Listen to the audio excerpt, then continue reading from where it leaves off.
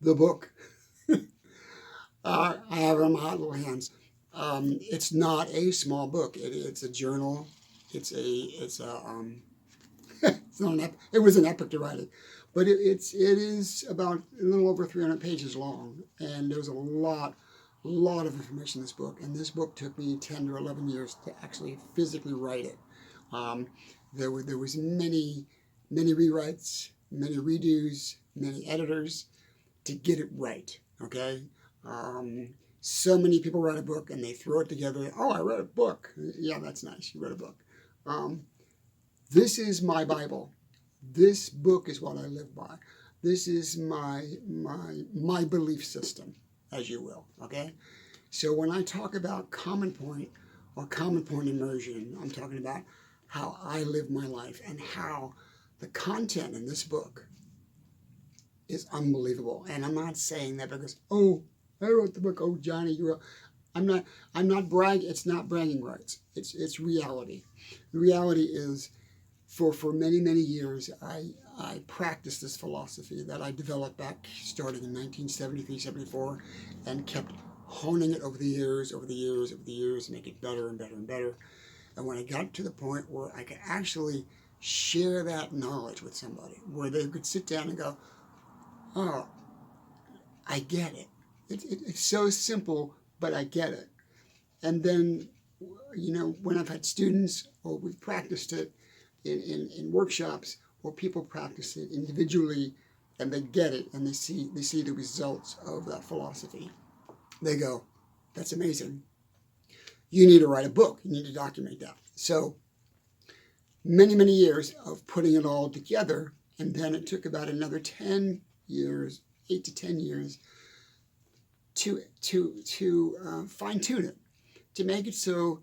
And I don't want to say this, and I'm not trying to downgrade anybody, but I'm just trying to say, so the average person, the average reader will go, oh, that's amazing.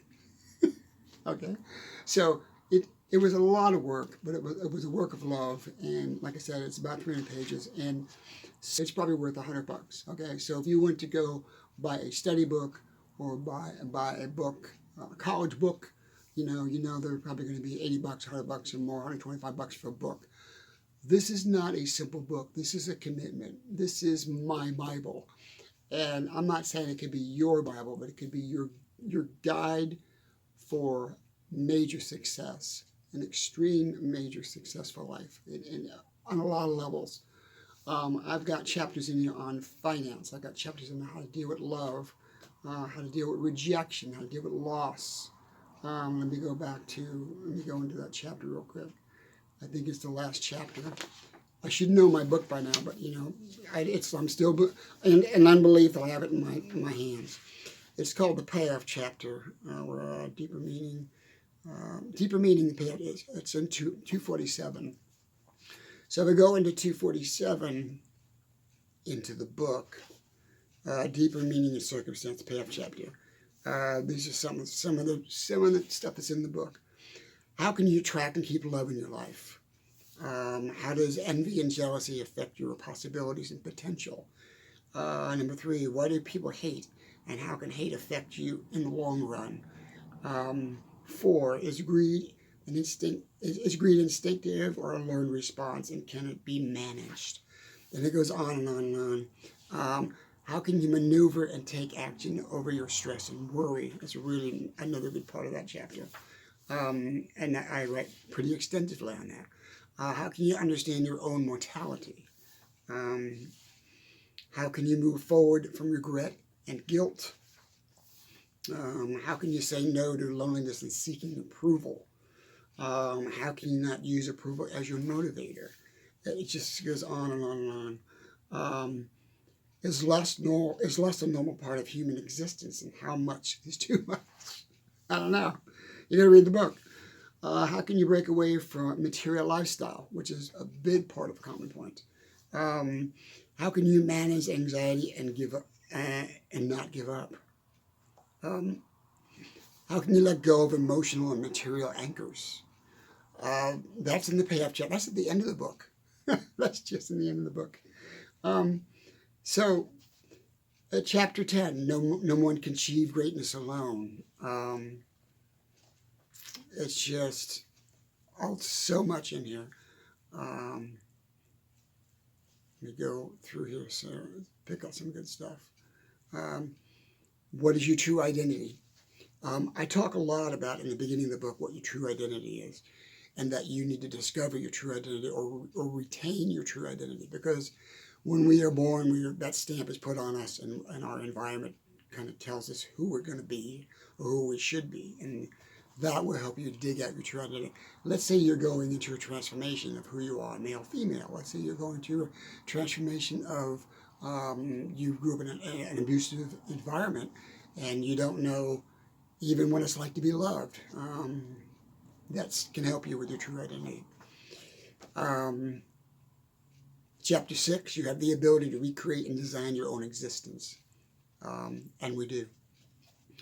It's just an incredible book. And if you want to buy it, like I said, go to PayPal. Under any of my YouTubes, just go to the PayPal link, and you can buy the book, and I'll send you one. I've got, and one thing I want to make very clear: this book, at the present time, I do not want to sell it on Amazon. I do not want to sell it on any other platform but through me. I want this book to come from me. Okay, you will buy it. I'll get the order. I'll put it in a box. Get it on the post office, and I'll mail it to you. And I might even put in a couple of little treats in that box. You know, I've got some other merch that's coming, like T-shirts and posters and that kind of stuff, mouse pads, whatever I've got available. I might just throw in there just as a gift to you for supporting this amazing philosophy. The reason I'm not going to put it on Amazon, one is I want to keep the value of the book up. Two is I want to keep the profits. I want that money to go back into the common philosophy, back into the development of philosophy, and not go into somebody else's pocket, billionaire pocket. You were born to uncover and reveal, chapter 3. Here's another good chapter, the power of influence, how your parents influence you, how your boss influences you, how your wife or girlfriend influences you. It just goes on and on and on. So at this time, it will not be available on Amazon or any other platform. It will not be a download. It's going to be a physical book. Why?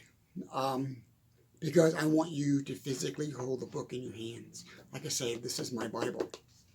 And also, what I would really like you to do when you get the book, I want you to sign it. I want you to open the book, and I want you to sign the book. Sign your name to the book. This is my book. Just like you would a book if you were in high school or junior high school. You would sign your book, your name in your book. That's what we did when I was younger.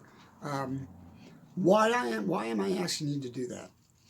I want you to own it. Okay? This is not something you're going to read, put on a bookshelf, give it to somebody else. Actually, if you do want to give it to somebody else or you want a copy to somebody else, get a hold of me and I'll send you another copy, okay? That you can pay it forward to somebody else. But I want you to own this book. And by signing this book, you're going to own it. Okay, that's your book. And if you give it to somebody else, do me a favor. Ask them to sign the book. Sign and date it. Excuse me. So sign and date the book when you got it. Let's see, I got it August 1st, 19, whatever, or 2010 or 2020, 2010, 2021, 24. Sign the book and date it. If you do give it to somebody, make sure they sign it and date it. I want the lineage of the book to grow. So another, let's say 10 years from now, you discover this book and go, oh wow, look at all the signatures in the book. There's like 30 people that read this book, and that's the date and that's the time when they got this book and they read it. And if you want to, you can even initial the chapter or the paragraph or the wording or a sentence in the book and initial it to that's part of the book that helped you. That's part of the book that changed your life, that made you move forward, that made you go, wow, this section is amazing. This is my section. Sign it, okay?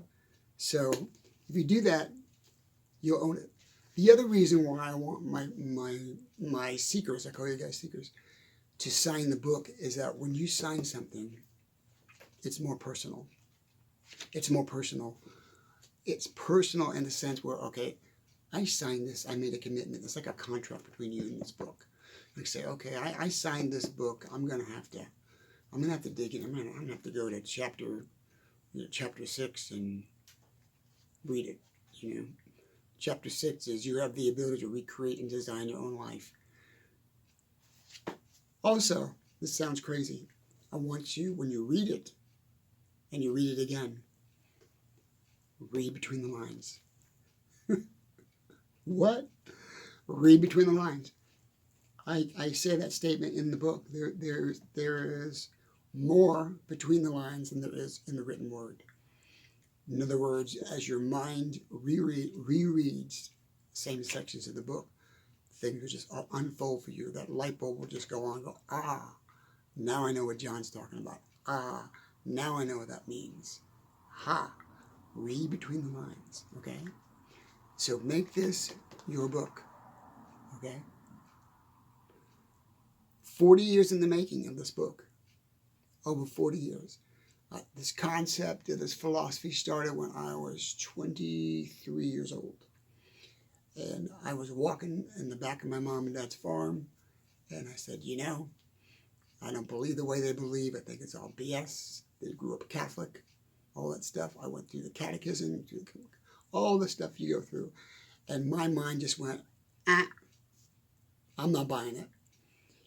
And so I moved on. I moved on with my life. And then I started making notes about how I think all this works. It's my theory, okay? It's my theory. And so, but those theories have held solid and true from 1973 to 2003. I've been able to become a wealthy man. I've able to create wealth. I've able to buy a house. I bought a house in California at the top of the market. I did so many things because of the concepts in this book that probably without it, I would have been lost. I would have been lost. I was like, yeah, I don't know. I'm just not lucky. This book is not about luck. It's about tangible reality, how things work, okay?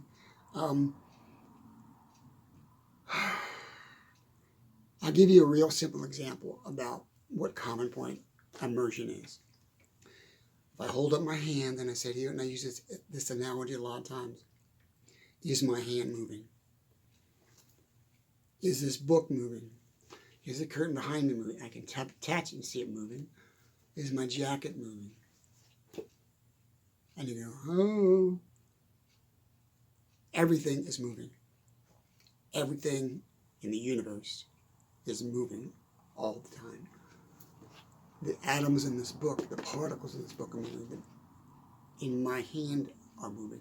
So if everything's moving and you're immersed into that movement, we are automatically immersed into that movement on this planet.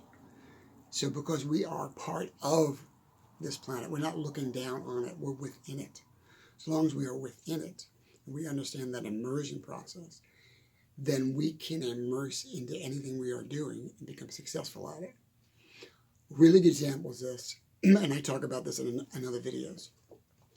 When I was in college and I was studying music, I was in the practice room and I was playing the piano, not like this, more like this. I was practicing. I was second year music student and I was practicing. I can't remember what it was, but it was a classical piece. And I got to the first page, and let's say this is the music up there. I got to the first page of the music, and then when I got to the second page sheet of the music, I had a mental block. I couldn't finish it, and Gus Gill, who was my professor, looked at the little window, you know, the little practice rooms they have in schools. He looked in the window and I'm going to come in. He'd come in. I said, yeah. And he says, what's going on?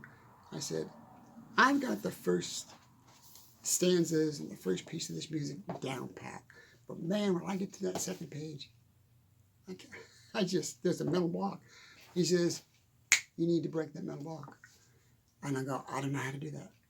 Although I did, but he enlightened me. He said, you know, I want you to take a piece of paper and I want you to cover the left side and start from the second side from the beginning. And I started from the second side from the beginning, did 2 or 3 times. Then he took the paper away. And he said, play the whole thing. And I played straight through it. He broke that mental block that I had about that second piece of music. And it was amazing. And then I related that back to my philosophy and how I think and how things work. I'm going, it was so simple, but I didn't realize it at the time. And so I got a lot of that in the book too. So a lot of those examples on how I broke states and how I help other people break states. So